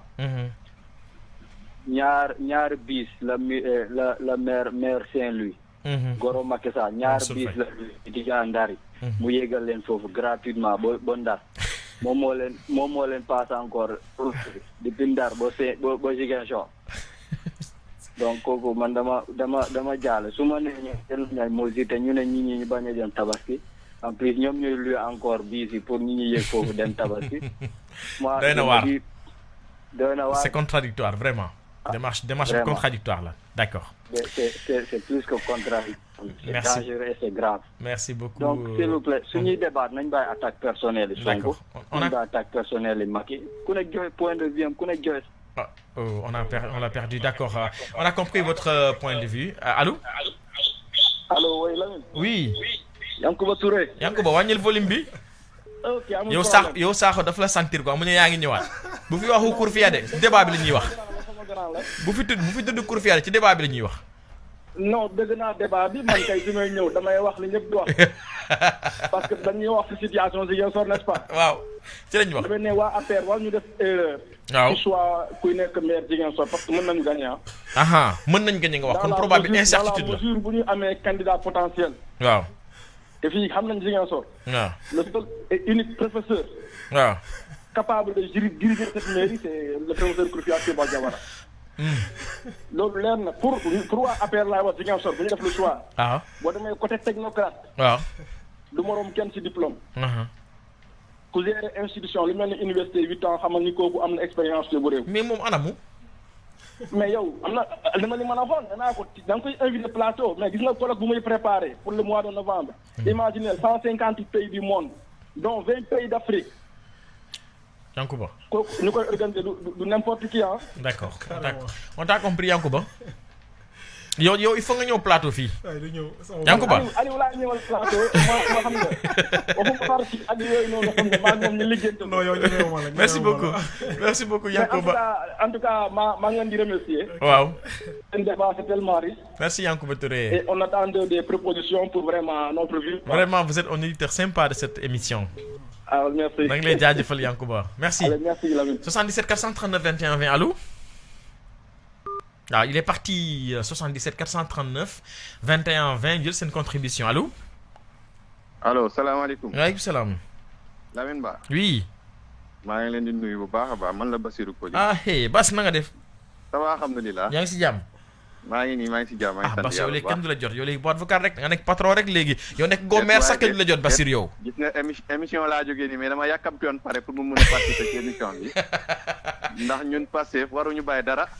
waaw maa loo ngi xam ne tey ay contre vérité la li nga xam ne tey moom du loo xam ne du bokkut ci li wax dëgg population bi. waaw. donc chaque fois boo amee ñun il faut que ñu réagir. ñu mun ci taxaw nu mu gën a rafetee. waaw. di ci féliciter Aliou Sakho parce que il faut savoir faire un choix. donc moom def na choix bi ñëw ban choix la mooy nekk ci côté peuple bi ñu ngi koy remercier ci loolu. léegi monsieur Ba moom da nga koy masaw rek ndax metti na parce que dafa am courage sax ñëw taxaw fii di faral régime bi nga xam ne tey kenn mënul taxaw tey di leen défendre ndax c'est impossible. ak ñaawte fi am ak gestion bu ñuy nekk actuellement ci dëkk bi man bon dama koy gàccee ngaalaama rek mais c'est difficile mais il faut aussi faire un choix mooy choix ban mooy rester toujours côté du peuple. loolu mooy xeex combat bi loolu la. ak tamit bu dee da ngay def politique nga taxaw politique ba nga xam ne tey da ngay taxaw population mais du damay taxaw parce que man fii laa far wala sama ceeb tooy na wala léegi ñii liñ may defar non loolu du politique ñun dañu woote maanaam politique bi nga xam ne bu bees. mooy désintéressement lépp lu ñuy def loo xam ne tey newul ci intérêt population duñ ci taxaw. donc ñu ngi leen di woo ci côté boobu di féliciter vraiment Sakho ci intervention pertinente bi mu def. donc jërëjëf. Bassirou temps yaa ngi bind jeunes yi de jox ñu benn scoop rek ñaata jeune nga bind gum Pastef. non ñun moom. comme ni ma la waxee ñun bu ñu waxee Pastef rek. waaw on est en collaboration avec des coordonnateurs de cellules. ok ñoo xam ne ñu ngi ci goxu Ziguinchor yëpp. waaw ku nekk mu ngi def liggéey bi ko war. waaw envoyé massivement des jeunes ñu ñëw inscrire. d'accord et incha allah. d'ici peu on verra le résultat des urnes parce que D'accord. les jeunes sont engagés pare nañ pour en finir avec ces gars qui sont actuellement à la maire de Ziguinchor. Merci nga xam ne depuis 12 ans ba léegi mënuñu def loo xam ne tey mën nañu ko teg suñu bët. Bassirou merci Bassirou Koli Pastef 77 439 21 20 allô. Allô. Allô. Oui.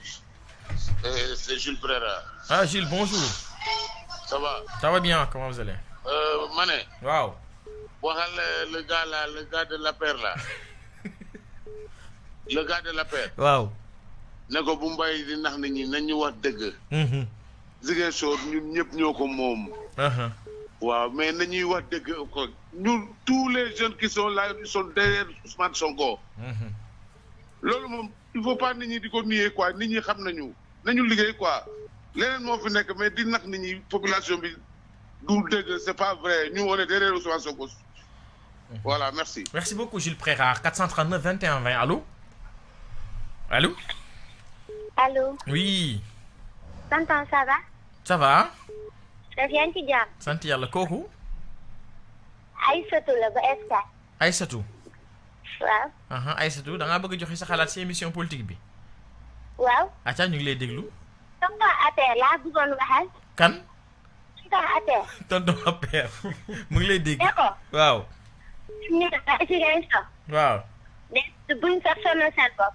waaw ndax fii. On a perdu Aïssatou, c'est une voix d'enfant, c'est intéressant. Allô? Oui, bonjour. Ça va? Ça va bien, Koko?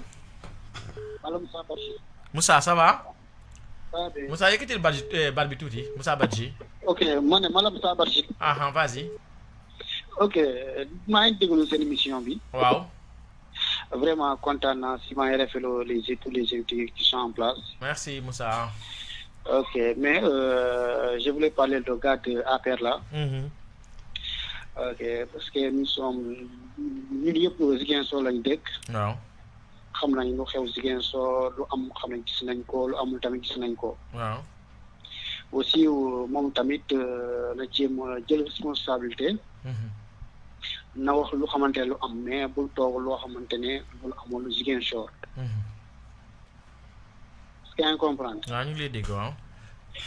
ok parce que tey waa APR ñu gagné ñu yëpp ñoo gagné waa Ousmane Sonko ñu gagné ñu yëpp waa Balde ñu gagné ñu yëpp ñoo gagné mais ñu liggéey Ziguinchor loo xamante ne fii Ziguinchor bu ñëwee dina gis lii liggéey nañ ko mais su fait pas ay naxante lañ. ñoo moon instant yi taxuñu jóg. est-ce que yaa ngi comprendre. waaw. na aussi maire yi nañu bàyyi xale yi ñu war a dem ainsi ñu dem ainsi si jàmm ak salaam tamit chef de village yi ñu bàyyi pied résidence domicile ñu jox xale yi ñu dem enregistrer kii bi ñu dem. pour ku nekk mu am carte électeur mu dem voter. d'accord. comme gars yi lu mu ko wax waa Ousmane Sonko waa ji lu mu ko wax. Aliou parce que Sénégal doo mun a déposer ñaari carte d'identité pour dem fi mu pegg mën a def ñaar sur carte d'identité loolu mosul am. dañu respecté Sénégalais yi. dañu respecté. billahi wala taala nañu respecté. waaw loolu laa mën a wax. D'accord. Merci Moussa. Okay, merci d'avoir appelé. On prend un prochain auditeur. Allô? Allô? Allô? Oui? Salam alaikum. Wa alaikum salam. Ousmane Sidibé, responsable affaires de Ziguinchor. Ousmane, bonjour. Lamine. Na nga def? Ça va bien, merci. Gëj nañ la dégg de Ousmane. waaw. Bàyyi nga émission bi de nu mu demee noonu. nekk ci terrain bi rek. di def lan di waajal local yi. pour waajal local yi waaye aussi renverser la tendance li fi amoon élection présidentielle. Acha Ousmane ñu ngi lay déglu. waaw di remercier les co-débatteurs. waaw. Sakho ak Mamadou Ba. waaw. pour leur pertinence. waaw. di wax ni tey jii ñun waa Ziguinchor amuñu lu dul Ziguinchor. aussi di leen rappeler nii tey jii Ziguinchor bu ñu nee Ziguinchor nañ ko tuddee Macky Sall. bu ñu nee Casamance de façon générale nañ ko tuddee Macky Sall parce que je veux dire par là dañoo accuser retard bu ngan. waaw. ndax bu ñu xoolee bu ñu interroger l'histoire. waaw. Casamance de façon générale dafa manqué woon lu bari. et que pour rattraper sa gap du yomb. le président ba mu ñëwee il a porté beaucoup de projets. pour la Casamance. Rien que pour citer un exemple, rien que pour la construction de ce pont. waaw. Sénégambia. waaw. tax na tey jii nii Ziguinchor Casamance doon ëpp ci lu bari. waaw. Sakho moom toog lu ma weddi ñu bari ren nañ seen xar foofu noonu ci pont Farafeñe. waaw. ñeenti fan daan nañ ko def Ziguinchor ci diggante boobu noonu pour dem Dakar. kon tey jii nii rien que pour ça rek tey jii nii war nañoo mën a ne serait-ce que pour ça ñu remercier le président Macky Sall. gis nga bu ma déggee Sakho dans ses propos mu naan comme tey jii nii les maires dañoo nekk yitte résidence. mais comment se fait-il yow un individu une personne bu ñëw di wut si résidence. noo ko mën a kale nan nga mën a xamee ni kii nii bu ma ko joxee résidence Sonko lay dem votel loolu pour man loolu ça ne colle pas. exactement. loolu ça ne colle pas. donc rien que pour loolu donc si ñaari propos yooyu laa moom li may wax. encore une fois di leen féliciter Lamine. di wax ni pour permettre yenn auditeurs ñu mën a dugg. merci Sidibé. merci beaucoup c'est un honneur. jërëjëf Lamine. Au prochain auditeur. Allô. Merci. Allô. Oui. Oui, Lamine Ba. Oui. Oui, c'est Moustapha Konté. Moustapha bonjour. Oui, bonjour. Moustapha yow tamit déggatuñu la. waaw ma leen di jaar leen nuyu. ni ngi de la ziar Konté. di nuyu Aliou Sakho. waaw. ak. Mamadou Ba. waaw man dama bëgg a leeral quoi la waa ji la est-ce que moom mi Sénégal sax. kan si Mamadou Ba. Modou gars yi na yaa ngi Sénégal. bu ngi déglu acca. man kay vraiment dama am lu ma jaaxal quoi man bu ne Sénégal moo ëpp kii quoi plateau médical fii au Sénégal. te nee na kii quoi sous région yi fi ñoo faju maanaam kii laaj moom kii ban Sénégal la nekk ban Sénégal la. Mamadou Ba yaa ngi doon question. waaw. parce que man. je suis de Ziguinchor mais au nord laa nekk. waaw. te lu mu wax ne nee na Mauritanie Sénégal day faju loolu c'est faux. loolu moom c'est faux. te saa mu ko jógee expliqué nii fii ñu am na ñu nekk kii quoi beaucoup de villages ñu nekk ñu am frontière ak Sénégal. ak Gambie. ñu bëre Gambie lañu faju. waaw. te foofu kii bi quoi fa la gën a moins cher par rapport ici au Sénégal sax. fii lu tax ñoom ministres yi. ak autorités yi ñoom ku feebar rek. français dem faju wala dem faju à l'extérieur. tout récemment sax ñi wax kii ñi nga xam ne ndax c'est vrai Pape Samba Mboup. waaw. ñu ne il est malade dañ ko évacuer en France mu ne faju foofu. mais pourquoi loolu parce que plateau aussi moo baaxul. plateau technique bi. waaw plateau technique Sénégal bi moo baaxul. waaw. waa ji moom buy wax ni Sénégal dafa ba affaire yooyu c'est vrai université mooy formé kii quoi médecin yu nekk Mauritanie yu nekk kii quoi Maroc. waaw ak yeneen pays yi quoi Comores. mais dañuy formé wu dem fii la jàng médecine. waaw mais plateau bi mais n'empêche plateau bi fii baaw fi dara newu fi. fii ay gars ñi dee ci hôpitaux yi gars ñi ngi war a évacuer ay malades ñi dee ci diggante bi ay femmes yi ñu war a accoucher ñu am ay décès suwaay vraiment man jaaxal na ma trop quoi. merci te encore mi ngi naan moom si koom quoi fu discours am mi ngi naan Macky Sall Fouta kese la dem. waaw moom dama laaj moom ana moom du suivre information. ñëpp xam ne Macky bu muy commencé tourner fu mu commencé Fatick la demoon parce que dem na Fatick dem na Kaolack dem na Kaffrine mu jógee foofu dem Fouta jógee Fouta ñëw Louga Kër Moussa man je suis à Kër Moussa mais ñoo fa pour inauguration date bi nekk foofu Kër Moussa waaw mais y avait du monde. ok c'est pour cela kii quoi Bougane bi dem def mi ngi def kii quoi ci bu tànkoom fekk fu mu jaar mu dem mais ñoo à Thiès aussi ñoo aussi à Thiès waaw d'accord donc encore ñu ngi saboté Sonko génn na def na soof yi jeunes yi suivre ñu ko mais waaw sama waay moom vraiment il faut pas être kii quoi merci méchant ça point quoi d'accord on a compris ñu xam ne ñu Sénégal ñu bëri gëm ñu mbas bi sax parce que dañ ko gis ay vidéo yu bëri gars yi naan man gëmuma mbas bi mais Sonko moo tax ma gëm ni feebar bi am na effectivement Sonko lépp lu mu wax ñëpp gis nañ Sonko lépp lu mu wax waaw fii au Sénégal actuellement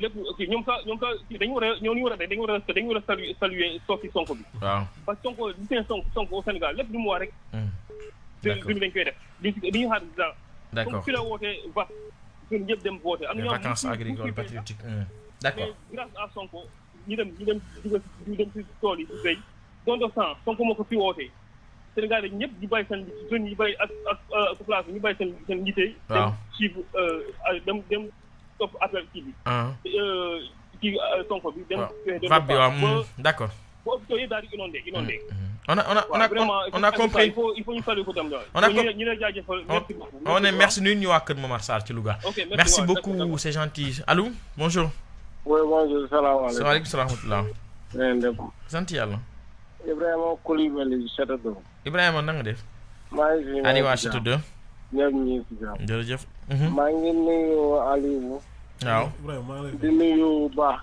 waaw sama frère Ba mais di ko wax ni mu muñ parce que am na ñeneen soo leen di défendre pour nga gën si noonu du yomb quoi auditeurs yi lu ñuy wax rek mun na ko jox preuve ni jeunes yi ànd nañ ak Sonko la dégg.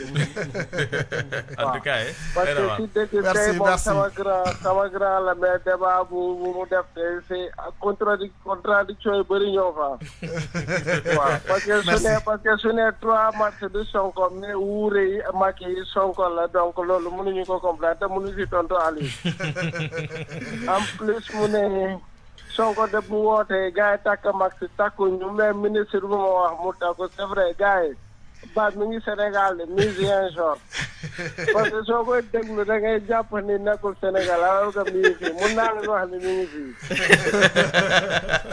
ok merci Koulibaly Alpha ma jëlee auditeur bi woote 439 21 20 quelques appels de plus après ñu delluwaat si plateau bi allô. Allô Lamine. Oui. Bonjour Aziz. Aziz bonjour. Bon, je peine à vous avoir là. Ah oui, comment ça? Ouais, mais le téléphone est saturé. Auditeurs yi ñoo kontaan quoi. Non xam nga téléphone bi dama ko daan tëj mais bon gars yi dañ dal sama dañ kaas sama kaw quoi nekk il faut nga ubbi téléphone bi. lan. ma ne téléphone bi dama ko daan tëj mais gars yi dañu fa ma ubbi ko. waaw non il faut nga ubbi ko parce que il faut que ñi réagir. waaw ubbi naa ko amul problème. mais maa ngi nuyu sa ñaari co-débatteurs yëpp. Merci. Bon dina massa coono parce que il a beaucoup souffert. Il a voulu défendre l'indéfendable mais malheureusement pour lui. Sénégalais yëpp auditeurs yi sax mënee nañ ko sondage bi suñu doon def tey sondage pratiquement doo gis ku ko soutenir. Ce qui veut dire que ils ont complètement tourné le dos à Macky Sall et son régime. Je vais vous prendre l'histoire. waaw. parce que yow da nga développé 3 thèmes. mais ma jël thème bi rek. ci effectivement enrôlement les primo-votants. waaw. soo jëlee l'histoire en 2012 quand on faisait la révision des listes électorales. on a permis à tout le monde d'aller s'inscrire. mais cette fois-ci malheureusement les primo-votants ne pourront, s'ils vont s'inscrire à la police. Déjà, sur des police, on te dit, la dernière fois que j'ai amené 2 gosses, ils les ont pris, ils ont dit qu'ils n'ont qu'à revenir le 17 pour les photographier. Ah oui? Wow. Beneen information, ils te disent qu'ils ont amené la machine de DAF au niveau de Bignona et au niveau de Oussouye. À Ziguinchor, pourquoi? Andiwuñu ko. Incohérence pour incohérence. Ce benn auditeur wax na la ko démb maa la doon déglu RFM. Le médecin chef bi nga xamante ne moo nekk à l'hôpital de la Paix. wax na lu xew. Tu ne l'as pas inventé yaa ko jël en reportage. Donc moom mu ngi nii di contradire Ba. Donc Ba lépp lu mu doon wax rek dafay jéem a defaral mais en fait c'est pas des choses yoo xamante ne palpables. Donc je reviens sur en fait en général l'histoire des révolutions qui sont déroulées dans le monde. Et si on parle de la révolution française de 1929, c'est parce que roi yi dañ doon notre population yi di jël ay hectares di tabax ay châteaux di leen utiliser. Alors la population quand elle s'est rendue que ñii c'est des personnes, ils se sont révolutionnés moom moo andi tey la révolution en France boobu France changé régime. Mooy 1789 10e siècle. Très voilà. Donc c'est cette révolution qui est en train de se dérouler comme ça actuellement au Sénégal. Il faut que waa APR ñu xam loolu. Instant yi soo jëlee même sur les terres partout tu vois au Sénégal il y a des problèmes de terre parce que population bi léegi bëggatuñu gars yi jël seen suuf yi. Donc population bi ñu ngi fi pour ni que seen dara doyul amuñu électricité amuñu ndox et cetera. Mais d'accord. Voilà. Donc pour te dire franchement parler ni ils n'ont pas d'argument solide yoo xamante ne ils peuvent convaincre les populations pour ñu mën a leen woteel en 2024 et en 2022. D'accord. La population a complètement tourné le dos au régime de Macky Sall parce que Macky Sall il a trop fauté. Moom tax d'ailleurs wax na ko il reproche à son président de manque de rigueur. Mais man ma dool ko ak manque de compétence. Merci Aziz. Merci beaucoup. Aziz Cissé, merci. On a beaucoup d'internautes qui réagissent. Par exemple, il y a un commentaire d'Aliou Dembélé. Il dit le monsieur de l'APR doit comprendre que Sonko a révolutionné la manière de faire de la politique au Sénégal. Les jeunes ont compris les enjeux. Allô? Allô? Oui. Voilà, c'est Amidou Kassé, Alwar. Amidou, na nga def? Ça va, merci. Amidou, gën na la dégg? Jot leen moo jafe rek toujours dañuy jéem quoi mais jot leen moo jafe. Wax nga dëgg ani waa Alwar. waaw bon maa ngi kontaan trop ci émission bi. ñoo la gën a kontaan Amidou ci di remercier vos 2 invités là. waaw. Je suis très content mais nag émission bi. waaw. man defe naa léeg-léeg waa APR dañuy ñëw ba pare ñu fàtte ne ils vivent avec des gens xam nga léegi lépp loo wax rek. ci nekk sa wet yéen a koy dund. doo wax loo xam ne ci nekk sa wet dund ko. kon APR de nos jours aujourd'hui nit buy wax ne.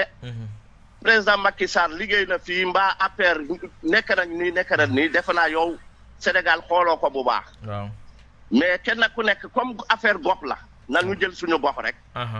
parce que bu dee Macky Sall defar na pongu Gambie bi. mais bi épidémie bi ñëwee bi ñu tëjee seen frontière defe naa kenn jaaru fa de. waaw. du dañu def contournement. exactement. kon kay pont bi kañ du suñu pont. dañu waroon forcer ñu jaar fa par force parce que Macky Sall moo ko defaat. xam nga naxaate boobu moo weesu. tey ñëpp a jàng. ñëpp a xam même ñi jàngul ñi sax mun nañ diriger tey un pays ou bien une région. les réseaux sociaux yi. voilà nañu bay loolu. waaw pongu Gambie bi Gambie moo ko moom. ñun suñu pont bi. démb rek la fa camion daanu nañu wax loolu. bu ñu defaroon boobu camion boobu du daanu foofu pour perdre des vies. waaw c'est ça qui est important. nit ñi xam nañu. Ziguinchor fii Ablaye Wade fu mu yem toon yoonu Badeto Alwar. 1 mètre de pierre yokkuñu ko fa depuis 2012 ba tey. kon nag Macky Sall suñu maire bi lu mu fi liggéey ñun loolu la ñu mën a gis si on prend Ziguinchor quartier par quartier bu ne mun na wax loo xam ne day yéemu daal. kon nag Ousmane Sonko daf lay neex mu naqari la mais tey moom moo nekk ci xolu nit ñi. moo nekk ci xolu jeunesse bi. képp ku la wax leneen rek daf lay nax. te ñoom waa APR Ziguinchor fii parce que man APR Ziguinchor laay gën a insister. Ils vont se tromper. Les populations sont avec le PASTEF muy guddi muy bëccëg ndaxte lépp lu ñu woote fii APR musul PASTEF musul jox benn jigéen 100 francs musul jox benn jeune 25 francs te pourtant dañuy jënd toppaleen kon nag ñun loolu la ñu gëm faire la politique autrement la corruption là nit ñi dañ ci doyal parce que ki lay corrompre sa alal bi mu la doon liggéeyal la jël di la ko jox loolu les gens ont compris et on a fait comprendre aux gens les populations là ont bien compris maintenant ngay yëkkati ay alal nit ñi di ko joxe état na rek du sa alal loolu du yoon d'accord kon nag képp ku yaakaar fii Ziguinchor fii di nga gagner par la corruption là tu vas te tromper d'accord ça c'est fini ça c'est terminé merci on ne peut plus le faire merci beaucoup merci voilà sa waajooju di wax ne jeunes yi ñu ngi inscrire ñoom ñoo leen nekk di leen inscrire waaw maa ngi koy ñaanal yàlla mu ut jeunes yi lu bare mu dem inscrire leen ci boobu lay xam boppam waaw merci beaucoup ñu jël encore quelques appels Alpha Omar allô oui Aïssatou la Aïssatou heureusement ñëwaat nga Aïssatou waaw Aïssatou ñaata at nga am ñaata at nga am 15 ans très bien crédit dafa jeex mais dama oublié ay bu ñu xamoon sa numéro woowaat la waay acca dama ne waaw tontu na xam ne waaw mi lépp lu ñuy def dañ cee fier waaw mais gis nga ñoom lu ñuy liggéey joxe ay xaalis partout fu nekk waaw xam ne comme suñu nuñ naan l'enfant est la clé de toutes les portes fu mu nekk nii donc bu ñu joxee ñi ñu télé yàlla moo xam ndax taw bi dañ leen di sànni sax xam nga parce que tey jii nii kenn ku ci nekk danga seetu sa xol nga war ko yàbbi sa giggéey xam nga noonu lay demee comme nit ki bay def dangay def li nga xamante ni loolu moo lay attaqué daal lu ñu nekkee nii loolu ñoom la mais gis nga dara ñuy nekk di wax fii ni ay li ak nii ñun lu ñu gëm ñun gëm nañ ko ba pare d'accord te incha allah fenn ci barke maam Cheikh bi may def incha allah Sonko moo koy gis Aïssatou ban parti nga bokk Pastef 100%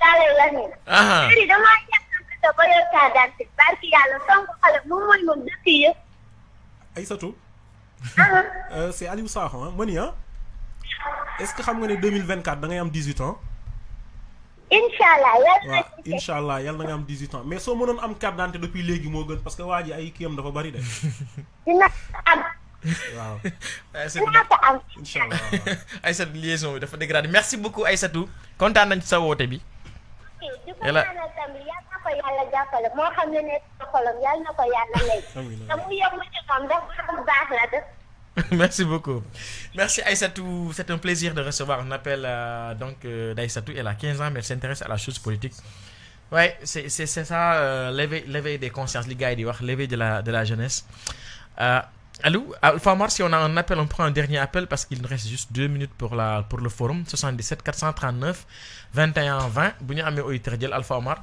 bu ñu amul ñu dellu soit ci plateau bi Aïssatou moo clôturé li nga xam nag moo di appel yi Maodo Ba déglu nga appel yi voilà dernier auditeur allô oui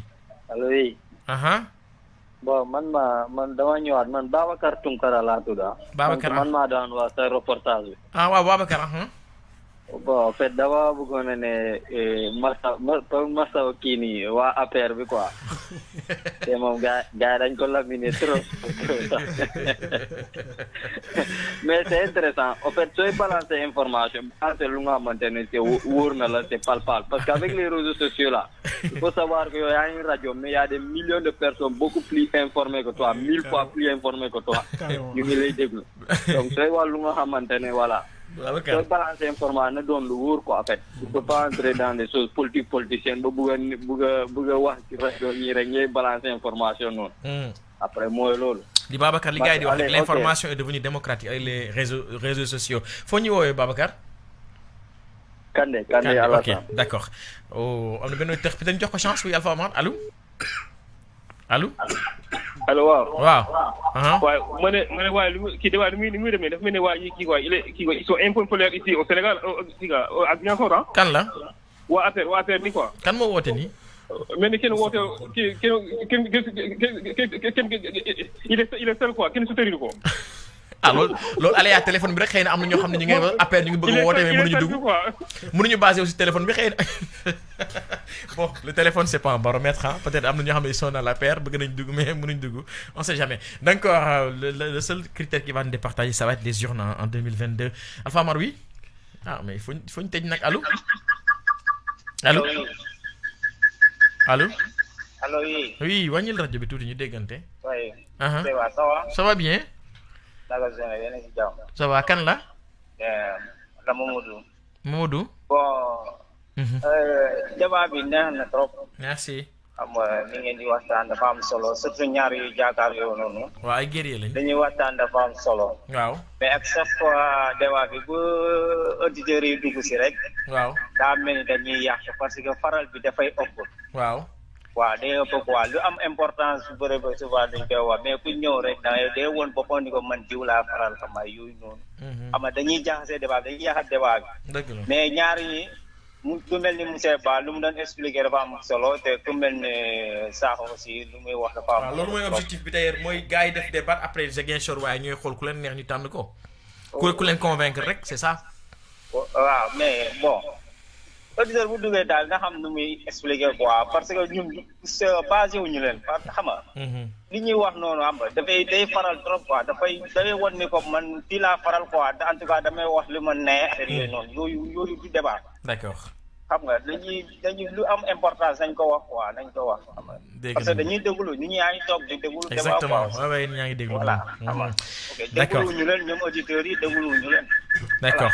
Merci beaucoup. Un commentaire de Moustapha El Bambali Conté qui dit Sonko est l'espoir de la jeunesse et de tous les Sénégalais. Il a changé la façon de faire la politique au Sénégal. Des commentaires yu faral yooyu dama ko lire comme ni ko saa waxee am na ñu bëri ay merci Sakho merci Ba yooyu dama ci dugg contribution yi laay lire auditeurs yi bu ñu duggee ci page YouTube bi ak Facebook bi de préférence dañuy defal ay contribution ci xalaat bu ñu am ci thématique débat bi au lieu ñu naan merci Sakho wala merci Ba.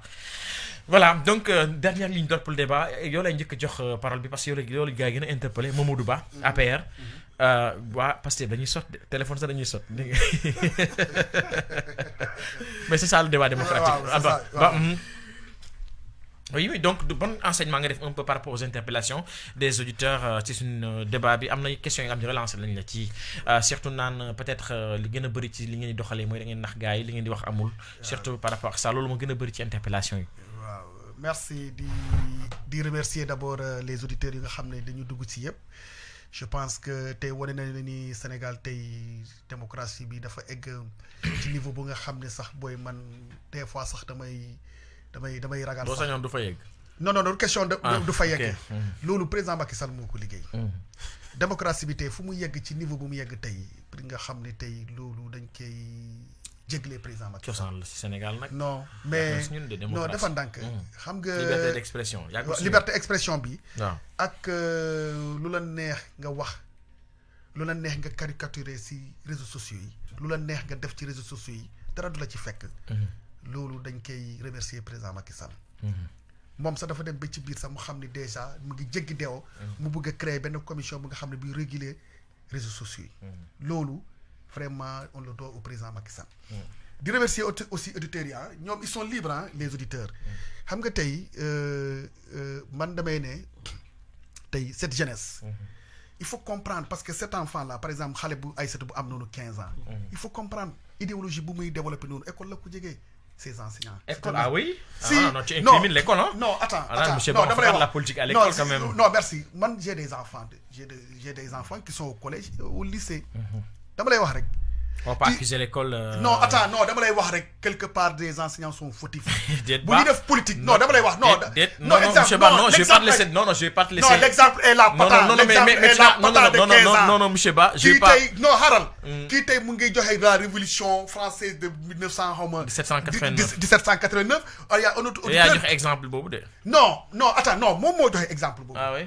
ak benn auditeur moo joxe moom bu joxe yenn exemple au temps de nos de nos premiers siècles yàgg nañ ko jàngale non yàgg nañ ko jàngale léegi ñoom xam nga dañuy def transposition boobu il faut comprendre que les enseignants sont trop forts aujourd'hui tey manipulation bu ñuy wax tey Mamadou Ba nag du ma la bàyyi nga développer enseignant di déet non développé ma déedéet du ma la bàyyi déet xaaral bul globaliser enseignant xaaral Mamadou Ba enseignant yi politique ñu déet kii mën na am déet du ma la bàyyi nga jekkali non damay jekkali c'est très important lu may wax non Mamadou Ba s'il vous plaît non s'il vous plaît on est dans un débat on est suivi on va pas incriminer tout un corps professionnel non je vais pas incriminer tout un corps mais il y a certains j'ai dit qu'il y a certains collègues certains enseignants moi je suis enseignant il y a certains enseignants yi nga xam ne tey man j'ai des enfants qui sont au collège ou au lycée on leur enseigne la philosophie du PASTEF à l'école non je ne veux pas dire qu'on leur enseigne la philosophie du PASTEF à l'école mais tey ça veut dire que tey lu ñuy jàngale en matière de démocratie en matière d'histoire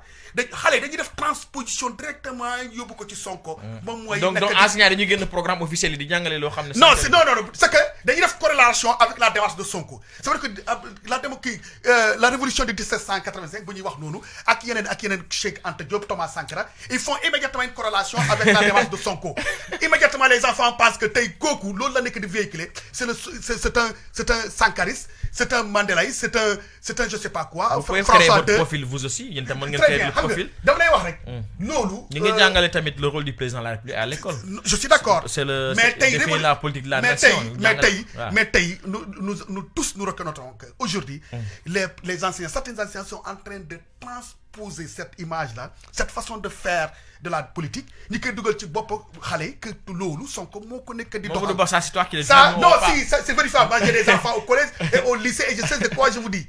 Très bien maintenant par rapport lu ngay jógee wax ni lu xew ni maa ngi ne ni vraiment di rafetlu émission bi. waaw bu fekkee ci dañuy tëj. dañuy tëj waaw. waaw di rafetlu émission bi. di les remercier encore. je pense que bëgg naa développer yu gën a bëri pour gars yi xam ko.